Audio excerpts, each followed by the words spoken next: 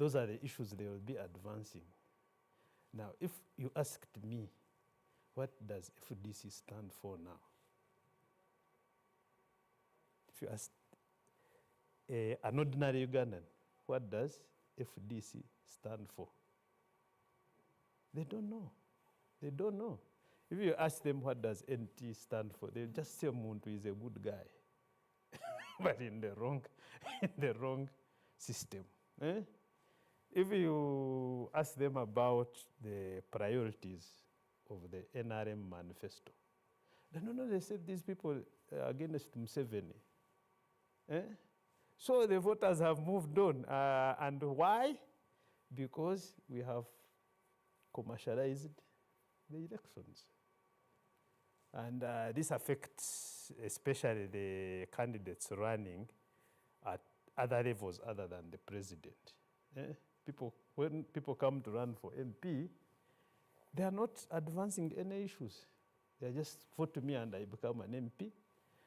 If they are not popular, they will go and borrow a lot of money and wait for election day. I come from a constituency where some people do that.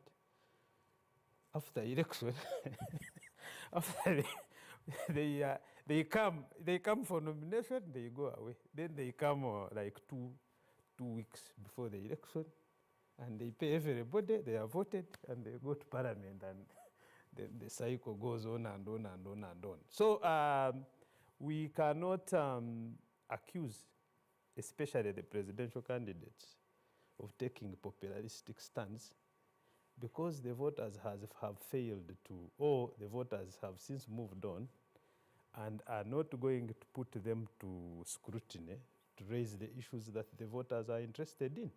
And normally, according to me, everywhere in the world, an election is about how are you going to run the economics of our society. So it's normally the economy. Eh? When you see the NRM, I have followed some of these manifestos. When you see the NRM manifesto, President Museveni, the candidate Museveni, let me use the right language. Candidate Museveni is laboring to try to relate his agenda with the, but you see, it's too late for him because, you know, he's been involved in the previous election cycles. And the trend has been to promote personalities, to promote populistic agendas. Eh? The trend has been that. But when you see him now, when he launched, I followed when he launched the manifesto, he even had footage of how to create jobs. For example, he had footage of all the industrial parks. Eh? That have been developed in the last, have they been developed in the last 5 years? Or they have been developed over time. Eh? He's trying to say, because his slogan is protecting the gains, he says, now, me, I have been here, I have done this and this and this. But unfortunately, it does not work because the voters have since moved on. Right. They have moved on. How is the election shaping up in your own lenses? The previous one, I think, every day we had someone arrested. There was a lot of provocation and all this. The mood seemed to have stabilized this time around. I've said time and again that the previous election was a tricky election. It was an election during a pandemic, and there were these regulations. And government was trying to say, look, let us have an election, but it was in a regulated manner. Someone was saying, no, we will not. And then, of course, there was that standoff between security trying to enforce the regulation that required people's safety, and then the defiant group. But this one, I mean, there is no pandemic threatening our lives. People are free to associate and talk. Government knew that there will be an election at certain this day and time of the year. Government even provided money, a lot of money, for that election exercise to take place. I think you saw biometric machines arriving in their turns. That's a lot of money. So why would government commit such money and resources to an exercise that they intend to disrupt. So I don't see any problem. It should be seamless and peaceful up to the end. But back to what you said, populism shaping our politics. I have a different view. The reason why we're having populists and drama queens and kings who are not talking about serious issues is because the fundamentals are fixed. You know, you raise serious things when there is a crisis. If there is a crisis, if say Uganda had a crisis of inflation, of macroeconomic instability and stuff like that, say insecurity, people would have shaped their agenda to say, look, I'm candidate Baguma, elect me to stabilize Uganda, look at the crisis. Say if a candidate now was to come in the Sudan, the Greater Sudan, his running talking point would be security of the country. But I mean, what will you talk about security? Okay, country. So you're saying that if this election happened at the time in 2011 during Walk to Work, that the politicians today would be talking about issues as opposed to populistic stance? Yeah, because everything, there is no fundamental crisis. If you are talking about, he talked about the economy. What is our inflation rate? 3.something%.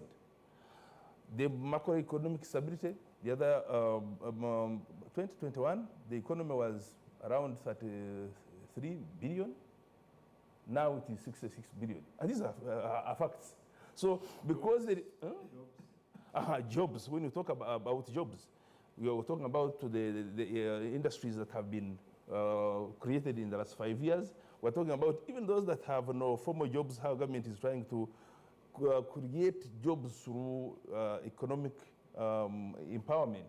These monies that have gone to Myoga, PDM, blah, blah, blah, youth livelihood, those things are real. There's no another person that will create another magic arrangement for jobs. So because there is no crisis so far to run around, people go into drama. People go into things that are not serious. So you must give it to President Museveni that he has denied those opposed to him serious issues to critique him against. Serious issues to critique. I don't know if you're kind of getting me. There is nothing strong that you can say, run around and say, vote me to correct this crisis that has engulfed the nation. So what do? You go into personal attacks. Largely those who are opposed to President Museveni are going against personal attacks and stuff like that. And to him, like he said, securing the theme is protecting the gains. He's told Ugandans, do we have these gains? And quite majority are saying yes. Do we need to protect them? Majority are saying yes. Do we need to improve? Then in which case it warrants continuity of the man who has championed that. I think that's what is at play. Richard, is it, he raised a very important point, but is it that there's stability on almost everything, on the economy, on security, or it's just that people have just politically resigned? They have given up, say, even though we vote, so what will change? There's that political fatigue. A couple of things. I think the approach to managing election security strategically, fundamentally shifted. I think the command understood that there was need for a strategic shift because then you deny your opponents a daily issue on which to attack you. I told you, Canary, I don't know if we were on air or off air, that when I was an active journalist following the candidates, it would be difficult for me to get sound for radio because the candidates would be talking about the same things at every rally. So I have sent a sound last night for NewsHour, and I'm sending, they sound hollow. It is as if they are not saying. So first, I think there has been a fundamental shift in the approach to the security of the elections and largely to deny the opponents the daily issue on which to attack you, and the human rights groups and the foreign groups. I think that's been one.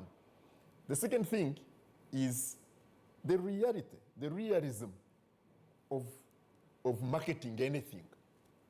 When you enter a room where you are going to market and you read the room, you can go off script.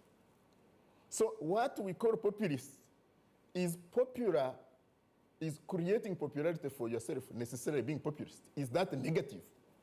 To reach and say, when I reach Busoga, the issue is this. That's what I will focus on, whether it is in my manifesto or not. Is that wrong? Is that? If we go, and the way to mobilize people to come to your rally